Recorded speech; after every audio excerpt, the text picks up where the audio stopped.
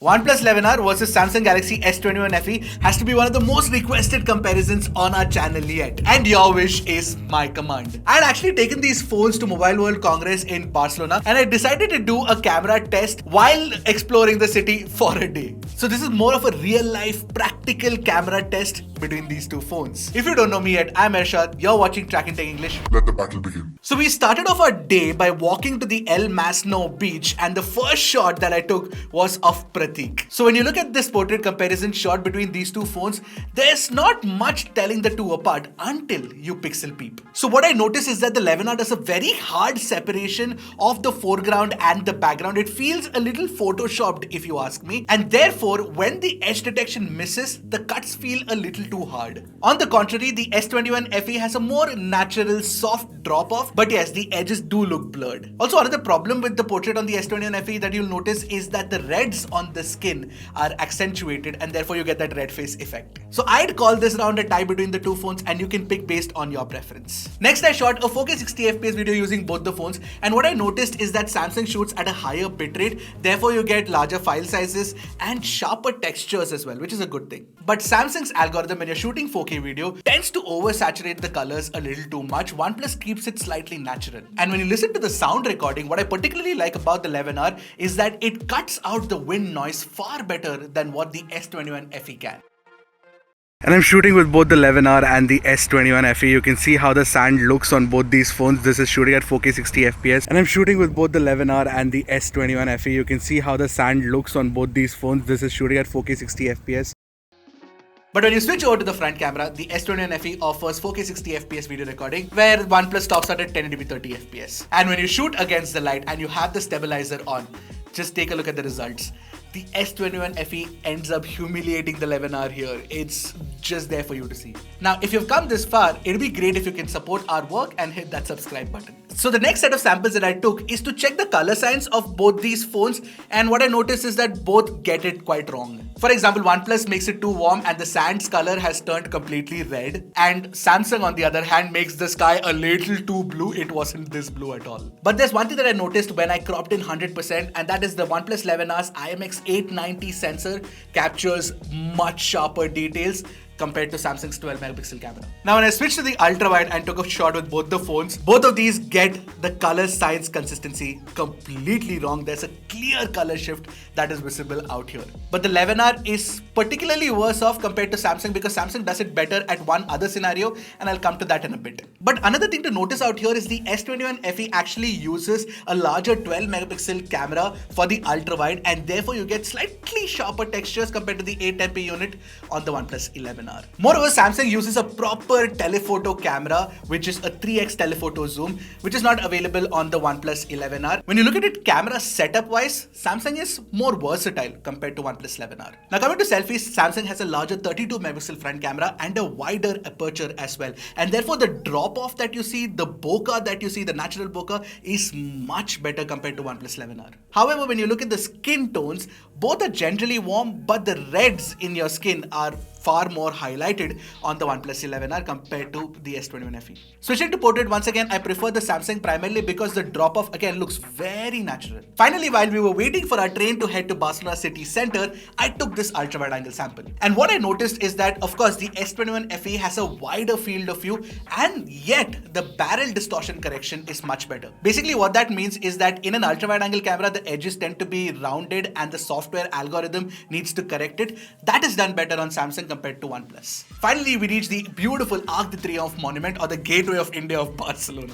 And we took this picture of the 11R and the S21 FE, and you can see for yourself which one is better. Which one is better? Let me know in the comment section below. And it is here that I noticed that Pratik actually whipped out his iPhone 14 Plus for the very first time to take a picture because he was getting captured by others until now, and I had to take that overhead shot perspective of him trying to capture the monument. And here what I noticed is that the 11R's colors look much better compared to the oversaturated look of the S21 FE.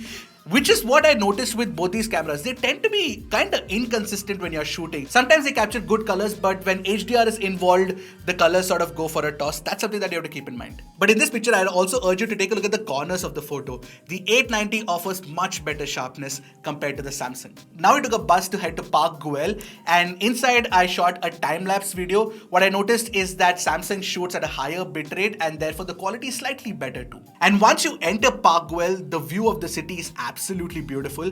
By the way, the history of Park Guell is very interesting. Do read it up. Now, in this shot of the expansive landscape captured by these two phones, the S21 FE generally offered a better target exposure where the 11R tends to brighten the scenes a little too much. By the way, the S21 FE definitely has a good set of cameras, you would agree. And if you're considering buying this phone, there's a very handy product buying link that is available on YouTube. I will link it below, go check it out, and maybe you can buy it from there itself. Now, coming back to the landscape picture, in general, the dynamic range performance of the Samsung Galaxy S21 FE is better than the OnePlus 11R. Now, I took a picture of Pratik once again at Park Guell. It's a really nice portrait, and OnePlus tends to make the faces slightly brighter. I prefer the look of the Samsung here. Now, in this final set of samples, I shot the front facade of this, snake-like structure created by Gaudi, and you can see for yourself that the shadows are highly underexposed on the OnePlus 11R shot.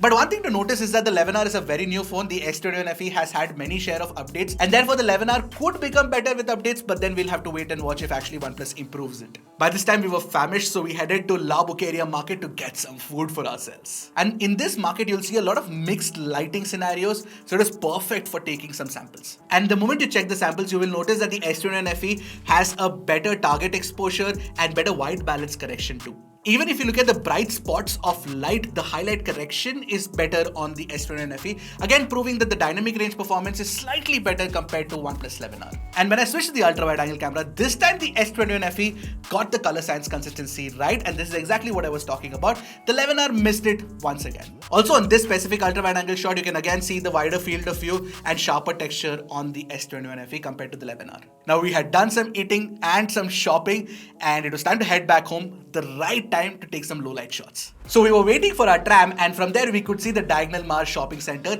and these samples show exactly that. And this is where the 11R's IMX 890 started pulling its weight and started capturing crisper night shots, especially when you peep in. And if you notice the 100% crop closely, the 11R's noise levels are far reduced and there is very little lens flare as well. And with night mode, even the ultra-wide angle camera starts performing better because the night mode algorithm on OnePlus seems to be far better tuned. You get cleaner shots, less noise, and sharper textures as well. And the same is true for selfies too. I just think that OnePlus night mode algorithm has been done really well. The advantage that I noticed for Samsung here, however, is that it does better white balance correction for sure, which is why you see that all my low light shots captured with the 11R had this reddish tint because it just couldn't get the color temperature right. Here are a couple more shots of a lovely graffiti wall with the primary camera and the metro with an ultra wide, where one can tell the 11R's low light capabilities are slightly superior compared to the S21 FE. Now, while recording 4K 60 FPS videos using the phone, what I notice is that OnePlus tends to offer a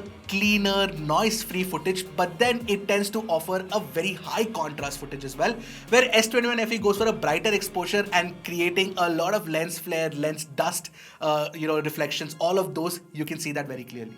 Only if the contrast wasn't so deep on the 11R, it would be a very easy victory, but right now it's definitely a slight victory for the 11R in low light video recording. So using these two phones and their cameras out and about on a trip in Barcelona, generally I tended to side with the S21 FE's results because they're slightly more consistent compared to the 11R and also more versatile. But the 11R's IMX 890 comes in handy, especially when you're shooting low light shots, and the video recording chops seem to be good too, except for of course the front camera video recording, which Samsung wins. Now, if you were to tell me to pick one camera phone under rupees 40,000, I would side with the S21 FE, but then you can't go too wrong with the 11R. And if they do get updates really soon, then the performance can improve as well. So what do you folks think of this camera comparison? Which one did you prefer? Let me know in the comment section below. And I'll see you guys in the next one. Until the next one, keep tracking and stay safe.